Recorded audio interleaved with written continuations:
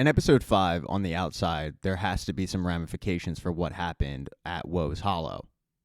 Natalie and Mr. Drummond meet with Helen, and they let her know, your Innie has to go back in. And Helen is totally against that. She doesn't want it. She actually calls the Innies animals. But Mr. Drummond lets her know that her father wants this. So whether Helen wants it or not, it's going to happen. Heli is going to return. And she does. She heads down the elevator. And when the doors open up, Helen has become Heli, and there's Miss Wong waiting for her. And Heli's got a lot of questions. Miss Wong escorts Heli to a room with both Dylan and Mark. Before they can really get into anything that happened at Woe's Hollow, Milch walks out and brings him into their office. And right away, Heli goes, I need to know what's going on. Dylan demanding to know where Irving is. Mark demanding to know if Heli was there to spy on them, which comes as a surprise to Heli. When Milchick starts to explain the Glasgow block, Heli gets freaked out and says, wait, you mean to tell me that she was down here as me? To which Mark says, yeah, maybe she still is. Because both Mark and Dylan don't really believe that the Heli in front of them is the Heli they knew. They're very, very suspicious about everything at this point.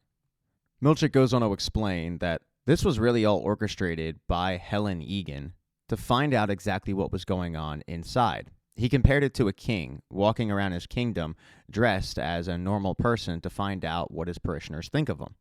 That's basically what Heli was doing, and Irving had no idea about this, so in order to expose the truth, he nearly drowned her. And because of that, he's been let go. He tells him his Outie is on a cruise, but Dylan doesn't care about the Outie. He cares about Irving, his friend. He goes so far as to say, well, then Irving's dead. You guys killed him. Because to those on the inside, that's exactly what it seems like. The last thing he tells them is Irving is not coming back before escorting them to their new office, where instead of the 4 cubicles, now it's 3. Even though there's not much of a difference other than the one missing cubicle, they don't like it. They've even gone as so far as to Photoshop Irving out of the picture. When Dylan makes a snide comment about Helen Egan being a mole around them the entire time, Milchick covertly reminds him that he could lose certain privileges for speaking out.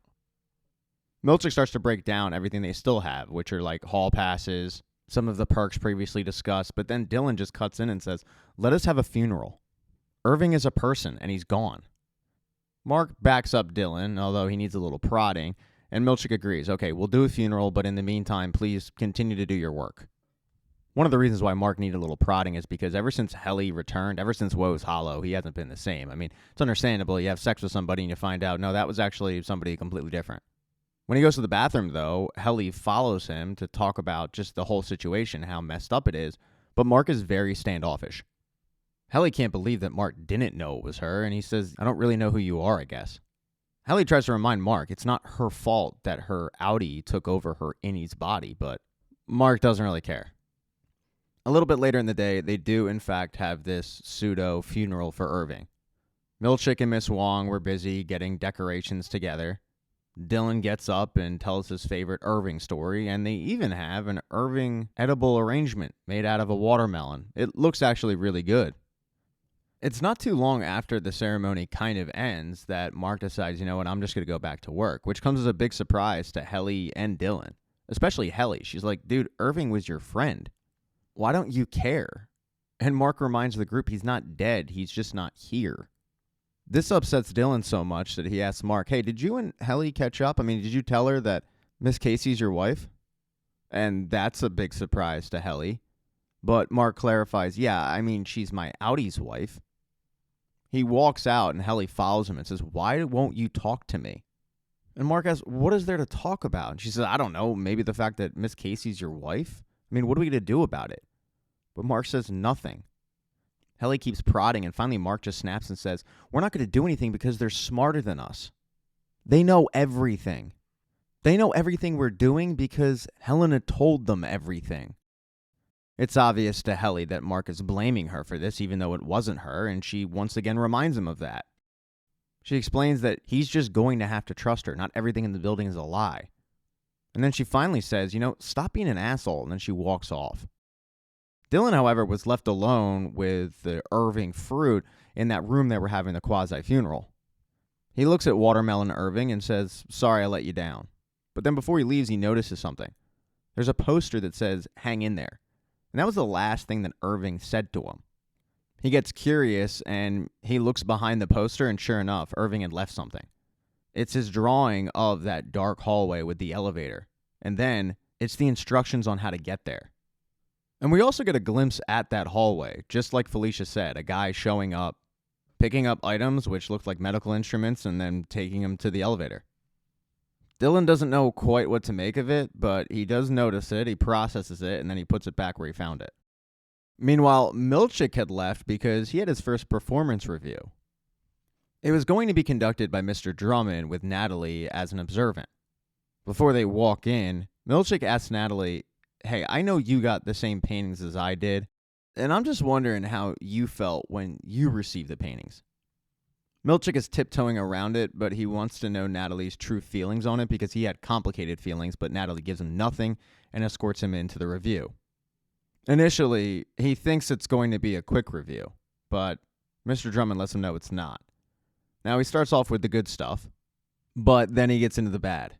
One of them being there's been a complaint about his vocabulary being a little too Harvard-esque. Thank God somebody said it. The biggest complaint they have, though, is the fact that he's been too soft on the employees. He's instituted things like hall passes. He took them on that retreat, which ended up with Irving choking Heli out. Milch explains, "I'm doing that because I'm not Cobell, but they don't care." His tactics clearly aren't working, and he assures them, "All right, I'll tighten the leash a little bit." And he does that immediately. He finds Mark trying to leave about 10 minutes early, and he stops him. The conversation starts out passive-aggressive, but Mark is very combative. He starts giving a lot of attitude to Milchik, and finally Milchik says, "Let me ask you a question. Did you tell Heli that you had sex with her outie during the Orpo?" It's such a statement that it throws Mark completely off, and before he can truly respond, Milchik walks out of the elevator and lets Mark go up. Now, on the outside, Irving's outie goes to the same payphone he went to before, and he calls what seems to be the same exact person. He lets him know, "Hey, I got fired. I think they knew what my Innie was up to." Only this time, Irving notices that there is a car following him. Irving quickly hangs up the phone, and he goes up to the car and says, "Hey, what's your deal, man?" And outie Bert rolls the window down and says, "Yeah, I got this weird thing where when somebody shows up at my doorstep screaming my name, I kind of want to know why." And Irving has to tell him, "I don't know." Bert tells him that he got fired a couple weeks ago for having an inappropriate, erotic entanglement with another employee. He now thinks that it probably was Bert's Innie. It's certainly something that Fields, his husband, thinks. Irving apologizes, and then Bert invites him over. He and his husband are going to have dinner the next night, and he decides, all right, well, pop on by and we'll chat about it. Hello, threesome. Then over with Devin, Ricken is working on his book for Lumon. He's changed a lot of it, and as Devin is reading it, she tells him, "This isn't even close to your book." And Ricken tries to defend himself, but to Devin, there is no defense. He's now working for the dark side. Ricken actually grows a set and pushes back, saying, "Hey, they're paying me a lot of money to do this. It's going to be huge exposure for me as a writer, and I'm going to sell a ton of books. Need I remind you that selling all these books is giving us a pretty good life." And Devin basically tells him to pound sand and walks out. Over with Mark, though, Sal has basically moved in. She feels like she has to, just in case Lumon is watching. But Mark wants to keep going. He only had that one blip of a memory of what happened on the inside. He hasn't had anything since. And he tells Sal that, and Sal says, "Well, maybe your Innie actually has had some memories," which is the case. Innie Mark has had some flashes here and there.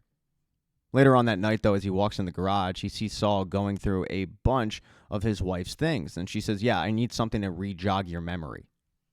Mark does ask Saul, "Who exactly is in the urn?" And Sal says, "Well, they know people. They know people at the morgue." But then Mark starts coughing. He's been definitely having some health complications since initially going through the process. Nothing major yet, but enough of an issue where Sal asks him, "Are you feeling all right?" And Mark just brushes it aside and says, "Okay, well, yeah, no, I'm fine. When are we continuing?" And Sal tells him one more day, that's usually for the best. Right before he leaves, Mark asks her, "Are they hurting her in there?" And Sal tells him, I have no idea. He turns around to walk back up the steps, but then he starts hearing his wife's voice. Only it's not his wife, it's Miss Casey. doing that whole practice where she tells the Innies all about their outie. Of course, Mark doesn't know this because he doesn't know that that's what his wife was doing on the inside. But then suddenly, as he's standing on the steps become Lumon. His wife's voice starts getting louder and louder. He starts walking down a Lumon hallway. And then when he opens a door, there's another hallway, and there is his wife.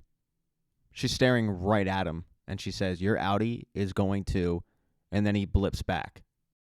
Thank you so much for checking out this recap. Please consider subscribing to the channel and subscribing to my Patreon. Hit thumbs up if you liked it. Smash that thumbs down button if you thought it sucked. If you left a comment, I don't get back to you. I usually don't check the comments unless they're like a super comment. Also, if you don't see the next video up on the end screen, not to worry. It'll be up in a day or two.